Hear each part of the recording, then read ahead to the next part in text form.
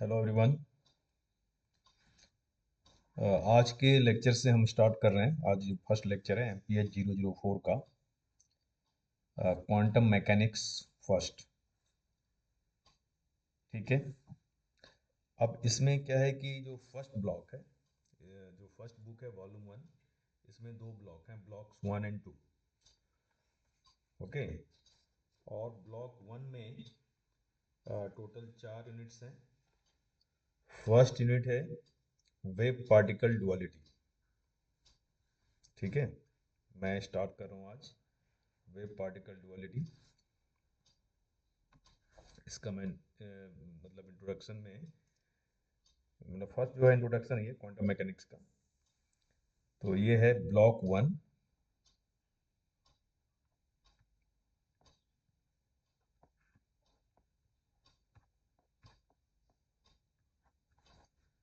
And block 1 में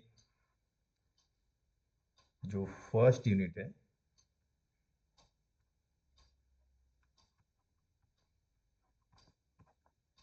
unit 1। Total 4 unit है, मैंने पहले कहा आपसे। तो फर्स्ट यूनिट जो है वो है वेव पार्टिकल डुअलिटी।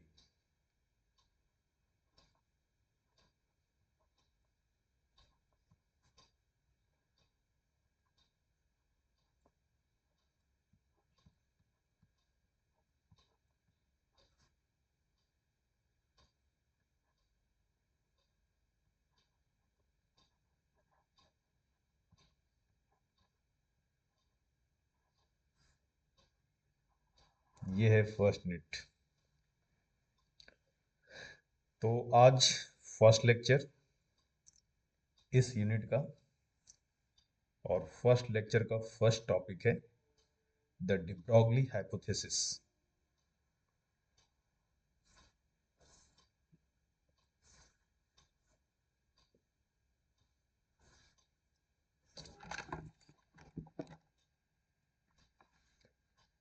अब देखो इसमें क्या था कि डी ब्रॉगली ने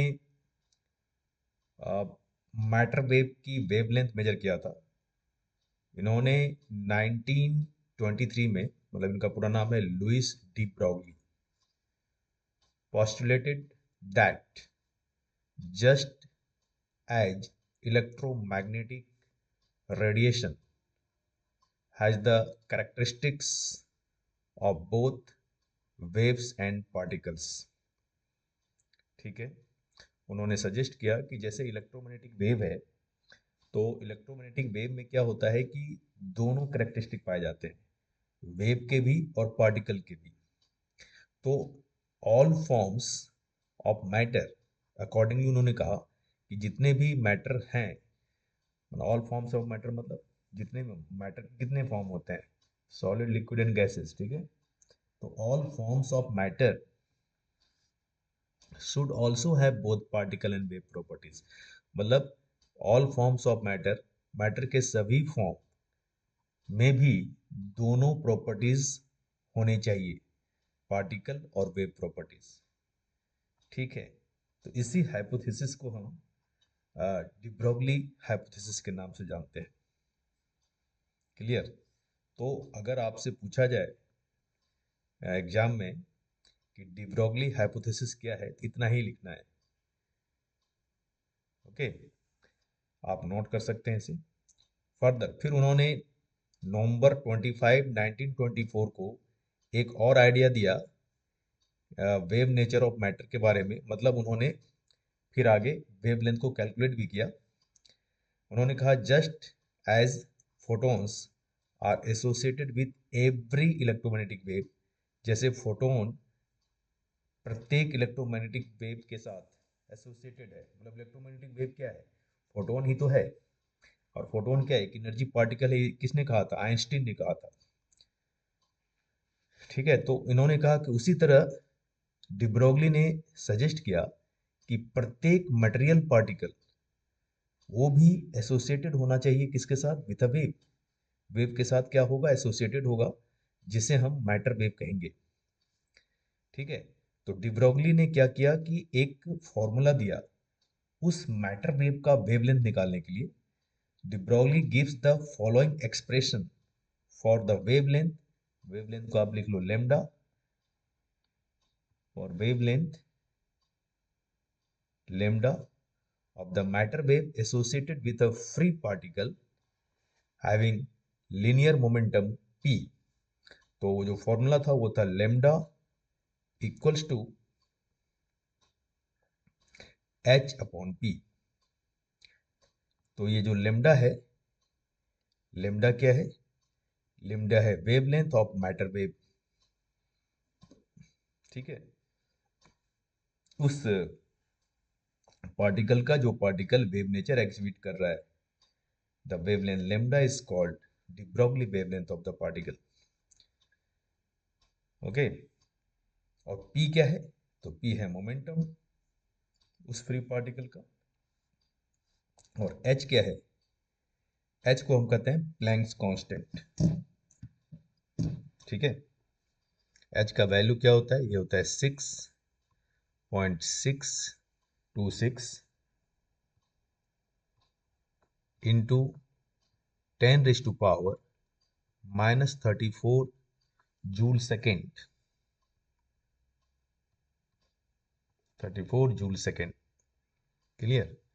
आप डैश नहीं भी दो तो भी चलेगा, जूल सेकेंड आप साथ साथ लिख सकते हो। इसे आप इलेक्ट्रॉन वोल्ट सेकंड में भी लिख सकते हो। इलेक्ट्रॉन वोल्ट सेकंड में इसका वैल्यू होता है 4.136 इंटू 10⁻⁻15। इतना इलेक्ट्रॉन वोल्ट सेकंड। ठीक है, इसे हम क्या कहते हैं? Planck's constant.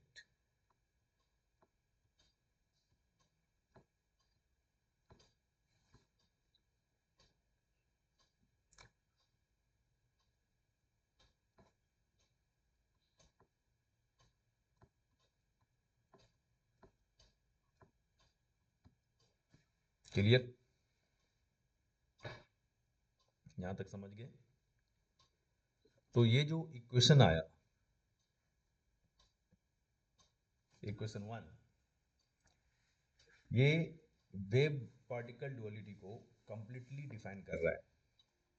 आप इसे यहां लिख सकते हो, equation 1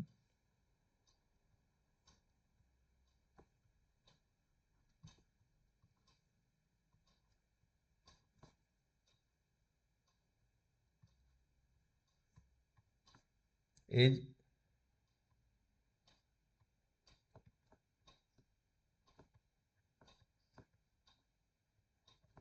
a complete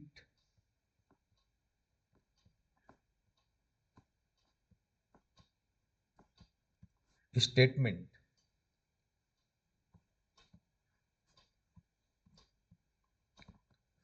of the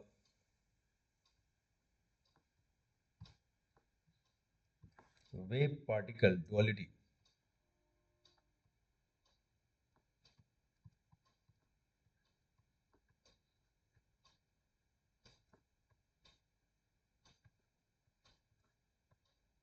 duality। ठीक है,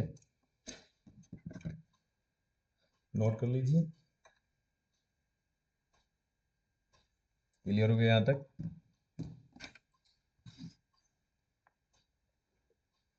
ओके, फिर हम आते हैं total energy of the particle. Particle की जो टोटल एनर्जी है उसे हम कैसे फ्रीक्वेंसी के टर्म्स में रिप्रेजेंट कर सकते हैं?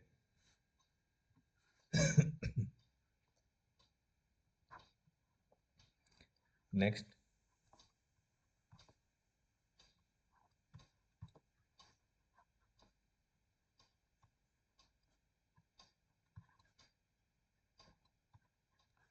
The total energy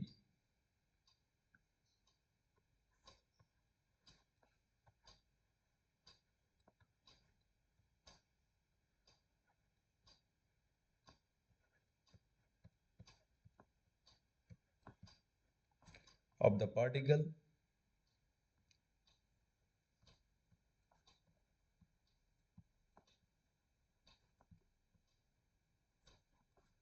is related to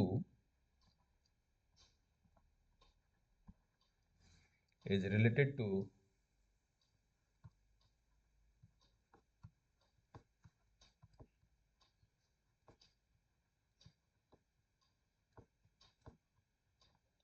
the frequency is related to the frequency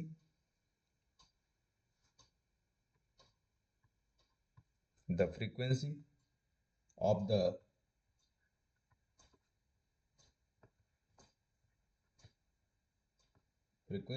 wave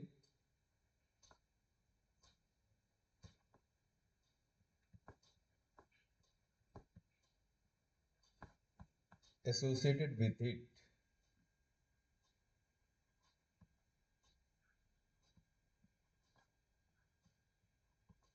associated with it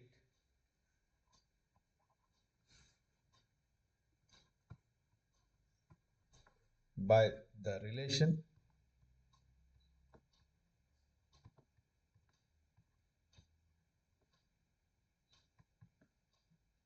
new frequency है, ई है एनर्जी और एच प्लैंक्स कांस्टेंट। ये आ गया सेकंड इक्वेशन। ठीक है, तो इतना ये जो फॉर्मूला है, दो फॉर्मूला मैंने लिखा है, दो इक्वेशन। अब इस पर एक क्वेश्चन है, एग्जाम्पल वो करेंगे।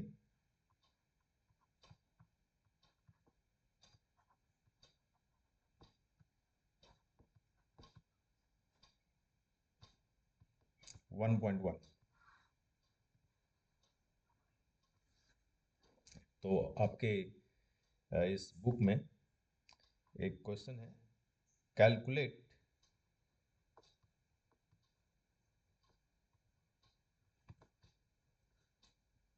The de Broglie wavelength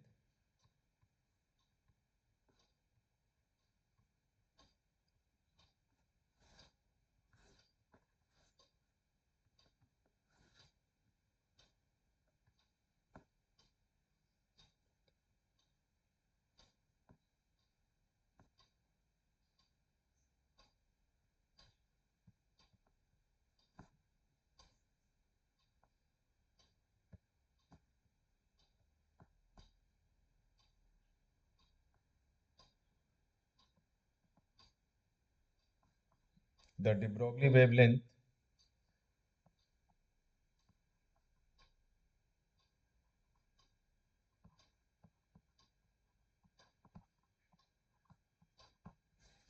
for a cricket ball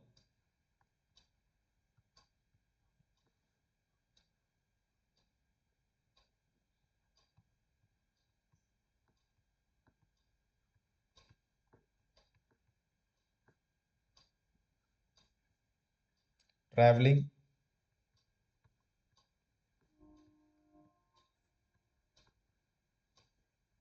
at a speed of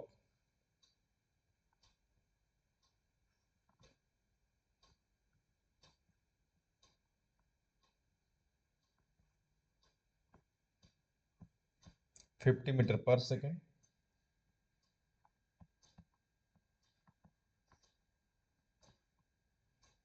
given that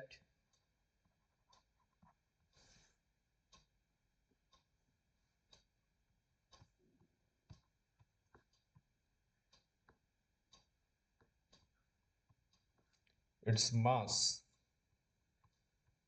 is 150 ग्राम। ये फर्स्ट एग्जांपल है,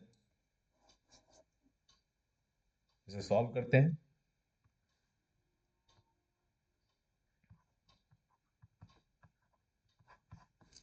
देखो, फॉर्मूला हमने क्या पढ़ा है, लेमडा वेवलेंथ निकालना है, lambda equal to H upon P. P momentum है, और आप जानते हो मोमेंटम क्या होता है, मास इंटू वेलोसिटी। ये आ गया एम इंटू वी। अब क्वेश्चन में गिवन क्या है, गिवन दैट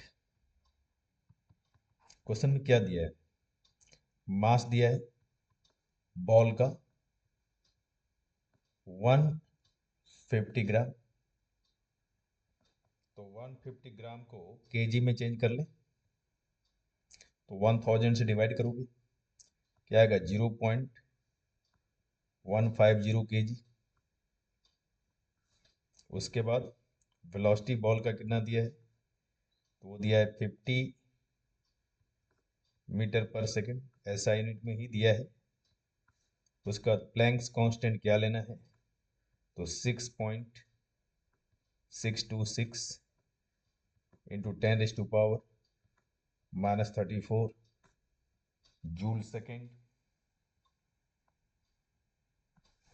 अब ये सारा वैल्यू फॉर्मूला में पुट करते हैं, तो लेमडा इक्वल टू क्या हो जाएगा? तो 6 पॉइंट, इसमें वैल्यू पुट करेंगे, ठीक है। तो प्लैंक्स कांस्टेंट है 6.626 10⁻⁻34 joule second upon mass 0.150 KG.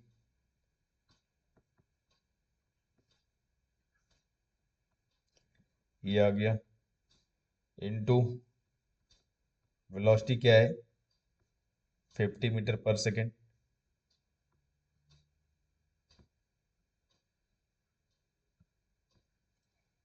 Okay, तो इसे जब हम सॉल्व करेंगे तो ये आता है 0.88 इंटू 10⁻⁻34 मीटर। तो ये आ गया lambda, wavelength of cricket ball, de Broglie wavelength वाले फॉर्मूला का यूज करके। यही आंसर है, ठीक है। अगर हम इसे 2 स्टेप सॉल्व करके दिखाएं आपको, तो थोड़ा सा कैलकुलेशन हमें करना पड़ेगा। ये होगा 6.626 इंटू 10⁻⁻34 जूल सेकेंड। अब यूनिट लिखने की जरूरत नहीं, डायरेक्ट जो फाइनल आंसर आएगा उसमें यूनिट लिख देंगे, क्योंकि सारा यूनिट तो ऐसा यूनिट में ही है ना। तो आप कैलकुलेटर यूज कर सकते हो, मैं कैलकुलेटर से कैलकुलेट करके चेक कर लेता हूँ। 0.150 इंटू 50, तो ये आता है 7.5। ये आता है 7.5। अब 6.626 में हम डिवाइड करते हैं, 6.626 डिवाइडेड बाय 7.5, ये आ रहा है 0.883466, मतलब सही आंसर, ठीक है। नेक्स्ट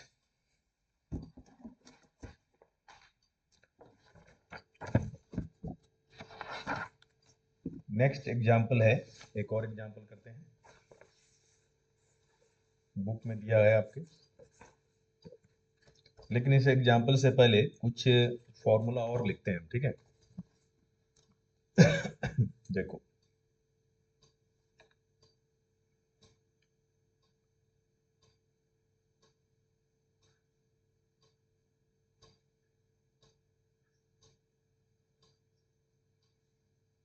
डिब्रोगली वेवलेंथ का कुछ फॉर्मूला और भी लिखने जा रहे हैं।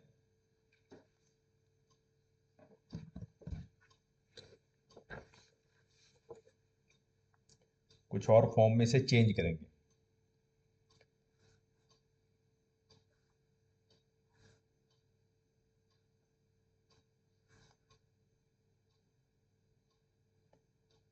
और डिब्रोगली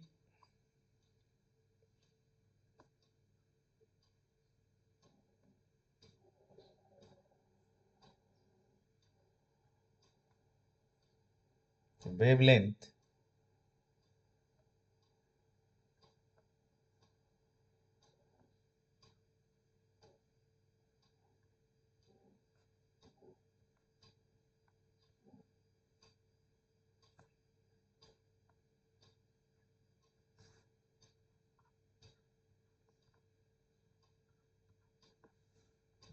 for matter wave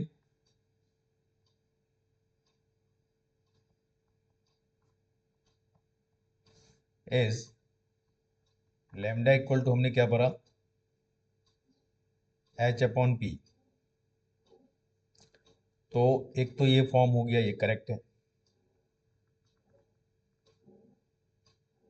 ठीक है। P equal to mass into velocity होता है mv, तो हम इसे ऐसे भी लिख सकते हैं h अपॉन mv। ये भी करेक्ट है, ये भी समझ गए। अब अगर हम इसे काइनेटिक एनर्जी के टर्म्स में लिखना चाहें, काइनेटिक एनर्जी के लिए, ठीक है, तो उस केस में हम इसे कैसे लिखेंगे? The de Broglie wavelength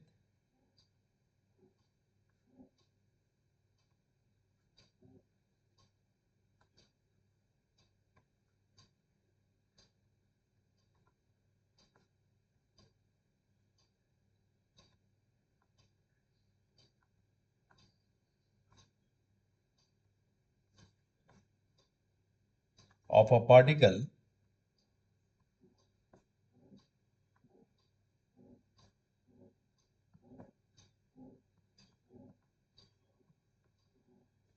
of a particle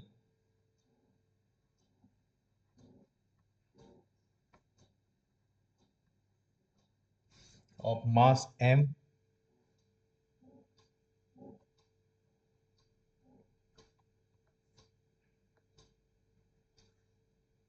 having kinetic energy k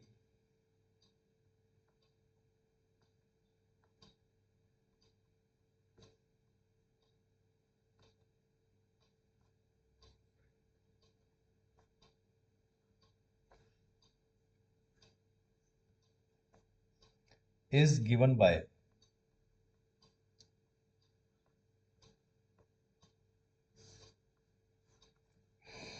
तो यहां पर P को अगर हम K के टर्म्स में लिखना चाहें तो कैसे लिख सकते हैं?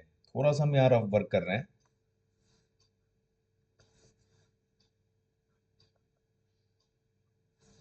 देखो, आप जानते हो काइनेटिक एनर्जी का फॉर्मूला क्या होता है?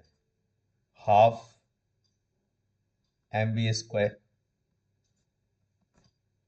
क्या हम इसे लिख सकते हैं m²v²/2m? m से हम ऊपर नीचे डिवाइड कर दिए न्यूमरेटर और डिनोमिनेटर में, तो ऊपर आ गया mv whole square upon 2m, और m इंटू v क्या होता है? मोमेंटम। तो ये आ गया p² अपॉन 2m। ये m लग नहीं रहा है, अपॉन 2m। p किसके लिए लिखा? m इंटू v के लिए। यहाँ लिख लो, सिंस p इक्वल टू क्या होता है? m into v। तो फिर ये आ गया हमारा k इक्वल टू इतना। तो ये एक रिलेशन है, मतलब p² इक्वल टू क्या हो गया? ये आ गया 2m k है काइनेटिक एनर्जी, तो p कितना आ गया? तो √2m k। तो ये भी एक काइनेटिक एनर्जी के टर्म्स में भी हम लिख सकते हैं इसे कुछ इस तरह से, है ना? ये क्या है? ये काइनेटिक के क्या है? के काइनेटिक एनर्जी है, ठीक है। तो अब हम यहाँ पे मोमेंट लेमडा वेवलेंथ जो है मैटर वेव का, लेमडा इक्वल टू आपने h/p लिखा, तो p को तो हम √2m के भी लिख सकते हैं अगर काइनेटिक एनर्जी दिया गया है क्वेश्चन में, तो इस फॉर्म में। तो ये भी एक फॉर्मूला हो गया वेवलेंथ के लिए in terms of kinetic energy. Okay, next अब एक और फॉर्मूला लिख लेते हैं। The de Broglie wavelength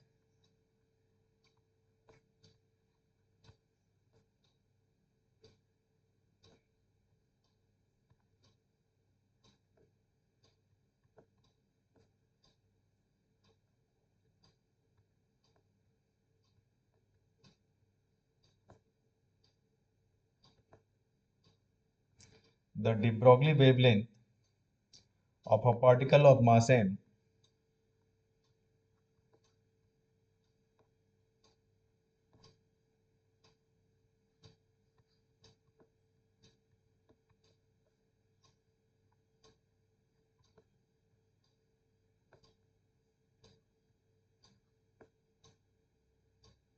of a particle of mass m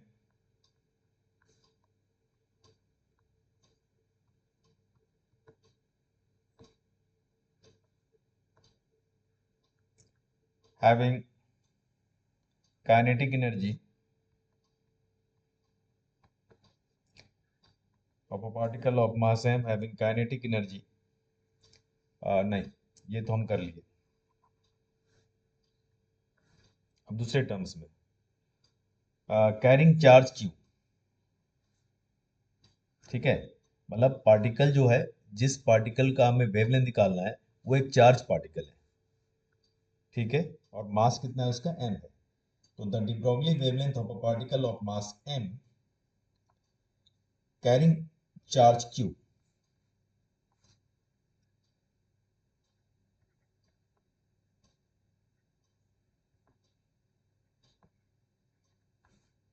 carrying charge q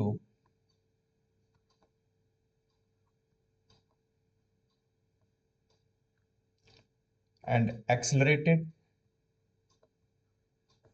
और चार्ज को एक्सलेट कराने के लिए क्या किया जा रहा है, वोल्टेज अप्लाई किया जा रहा है, मतलब पोटेंशियल डिफरेंस अप्लाई किया जाता है। तो and accelerated from rest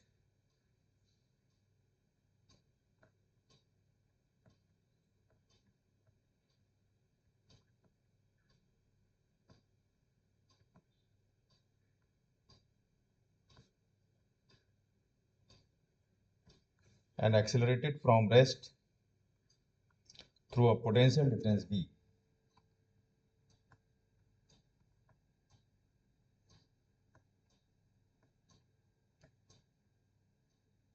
through a potential difference, समझ जाओगे, P डॉट डी डॉट पूरा लिख दें,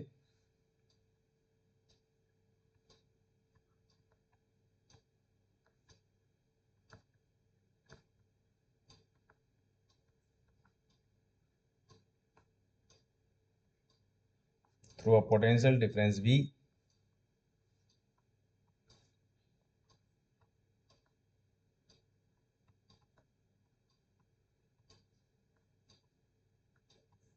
is given by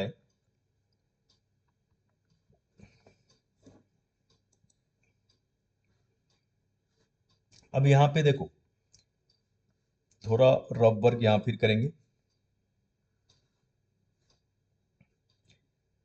क्योंकि आपने पढ़ा है कि work energy theorem, work done equal to होता है change in kinetic energy from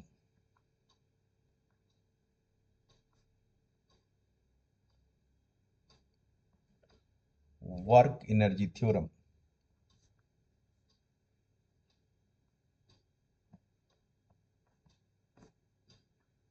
आपको तो डायरेक्ट ही लिखना है, बस मैं समझा रहा हूं कि ये आया कैसे। वर्क एनर्जी थ्योरम कहता है work done equals to change in kinetic energy, ठीक है, और वर्क डन होता है चार्ज इनटू पोटेंशियल डिफरेंस, और डेल्टा के क्या होगा, K final minus K initial. Final kinetic energy मान लो के है, इनिशियल तो रेस्ट से, कहाँ से एक्सलेट कर रहा है, ये रेस्ट से कर रहा है एक्सलेट, तो इनिशियल काइनेटिक एनर्जी क्या होगा, जीरो। मैं इसे लिख देता हूँ, देखो, वर्क डन होता है चार्ज इनटू पोटेंशियल डिफरेंस, और चेंज इन काइनेटिक एनर्जी होगा K final minus K initial. Initially charge particle rest में था तो वी जीरो था, तो वी जीरो था, तो के इनिशियल क्या हो जाएगा, 0 हो जाएगा, और के फाइनल को मैंने के मान लिया, ठीक है। तो मतलब काइनेटिक एनर्जी इक्वल टू क्या होगा, Q इंटू वी। तो इसका हम यहाँ पर यूज कर लेंगे। तो ऊपर जो फॉर्मूला हमने लिखा है, H upon under root 2m k, देख रहे हो ना ये फॉर्मूला, इसमें के की प्लेस पे क्या पुट कर लेंगे अब, Q into V, charge into potential difference, correct. ठीक है, तो अब लिखते हैं, now here lambda, lambda equal to मतलब वेव लेंथ क्या हो जाएगा, तो ये हो जाएगा एच अपॉन 2 अंडर रूट लगा दो, under root 2 M Q into V. V है पोटेंशियल डिफरेंस, वी क्या है, वी है पोटेंशियल डिफरेंस। तो ये हो गया।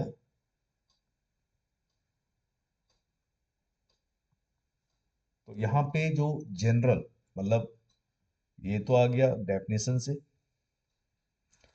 ये आ गया फॉर्मूला सेकंड, और ये आ गया फॉर्मूला थर्ड, तीन इक्वेशन, थ्री फॉर्मूले।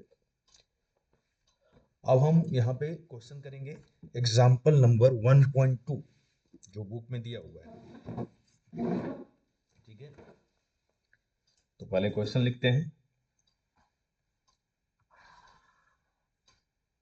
एग्जाम्पल नंबर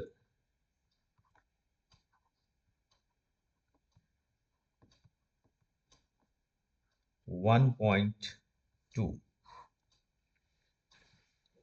क्वेश्चन है, calculate the de Broglie wavelength of an electron,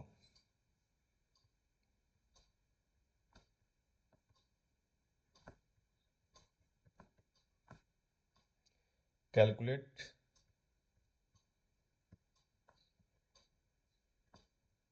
the de Broglie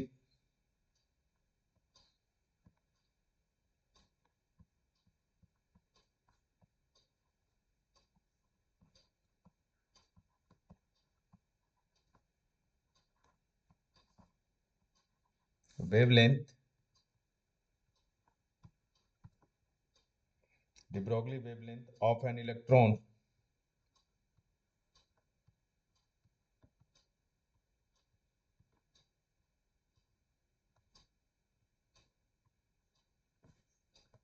of an electron accelerated from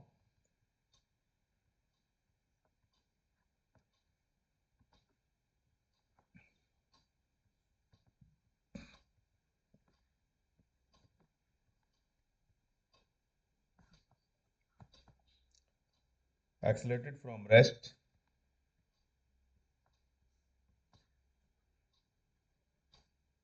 through a potential difference of 100 volt,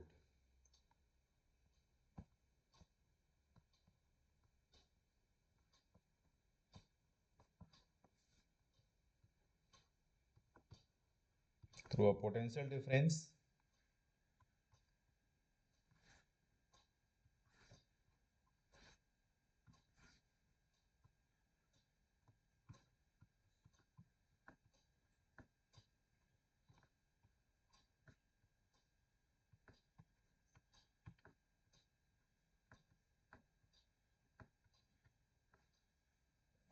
through a potential difference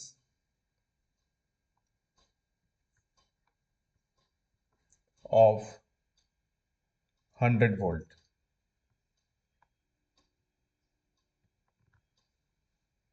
okay,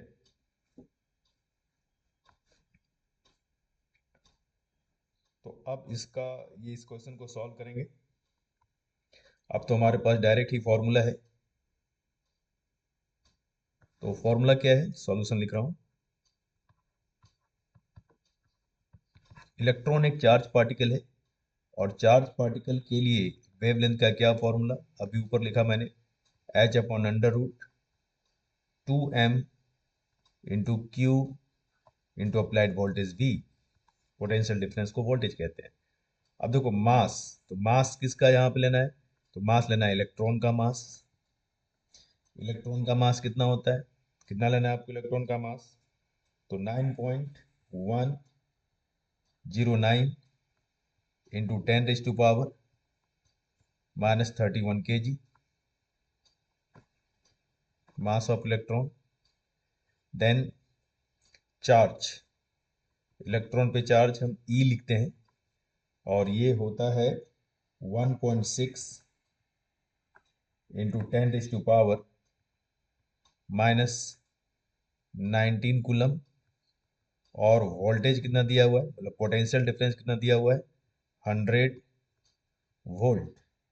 Planck's constant क्या होता है, तो 6.626 10⁻⁻34 joule second. Clear.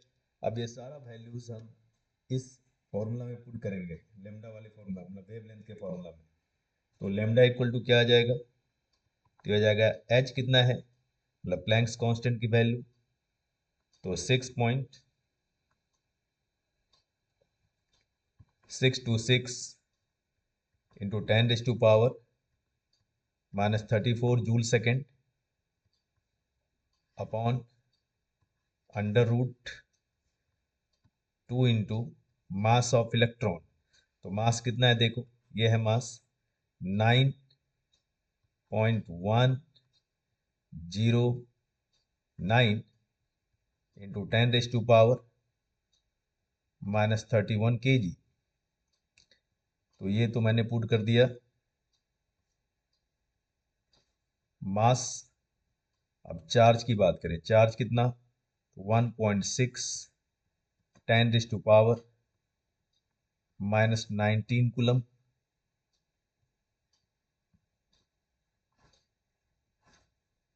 Into potential difference कितना है, 100 volt. अब इसे करेंगे solve. Okay, हम सॉल्व करके लिख रहे हैं, कैलकुलेटर यूज कर रहा हूं मैं। 2 इंटू 9.109 इंटू 1.6 इंटू 100,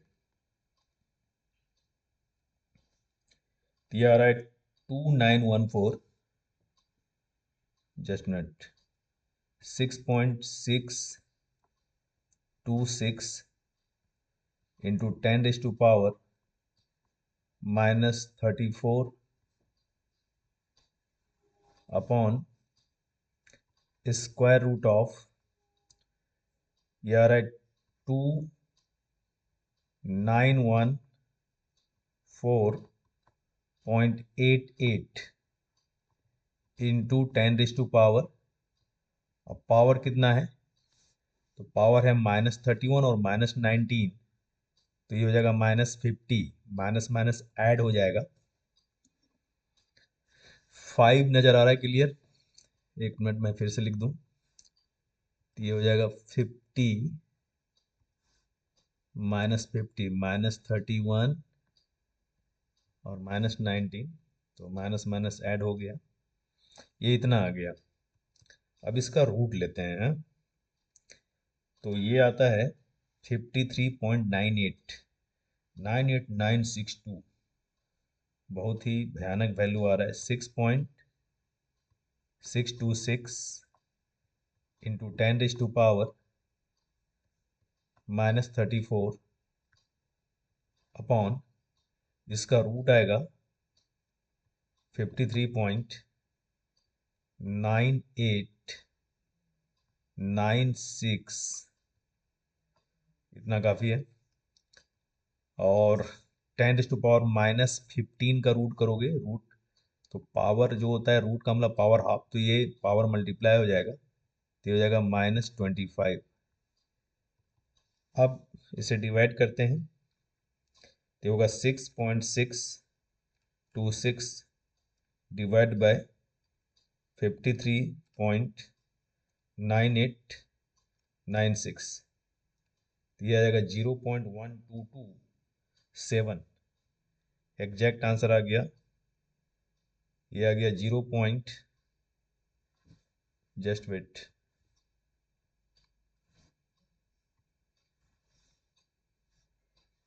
ये मेरा आंसर आ रहा है 0.122 मतलब 1227 इंटू 10⁻⁴। अब -34 है, -25, पावर ऊपर जाएगा प्लस होगा तो -34 + 25 हो जाएगा -9, तो 10⁻⁻9 आ गया।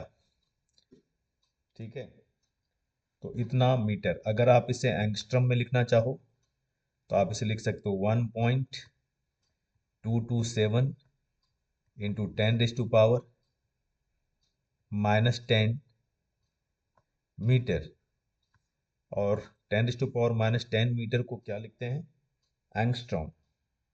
1.227, ठीक है, एंगस्ट्रॉम। पता है ना आपको 1 एंगस्ट्रॉम क्या होता है, ये होता है 10⁻⁻10 मीटर होता है। क्लियर हो गया यहाँ तक? तो ये भी कंप्लीट हमें निकालना था वेवलेंथ इलेक्ट्रॉन का, जो कि हो गया। तो मैंने कैसे सॉल्व किया समझ में आ गया होगा आपको। उसके बाद फिर आते हैं next.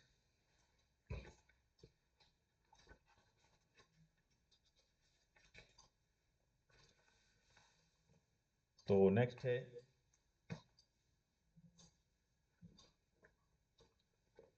Self assessment question. Self assessment question ऐसे क्यू 1, ठीक है। तो क्या आप इस क्वेश्चन को खुद से करेंगे? ऐसे क्यू 1,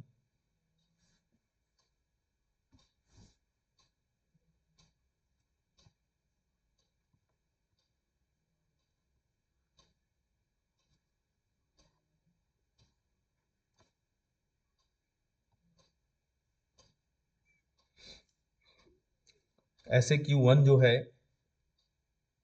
इसमें दो क्वेश्चन है, ए और बी, दो पार्ट है, और फर्स्ट पार्ट में भी फिर दो पार्ट है।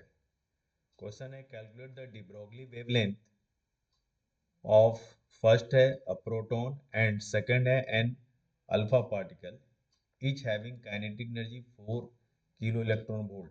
The mass of an alpha particle is 6.644 10 to power -27 की। आसान क्वेश्चन है, तो आप इसे खुद से करेंगे, ये आपका होमवर्क है।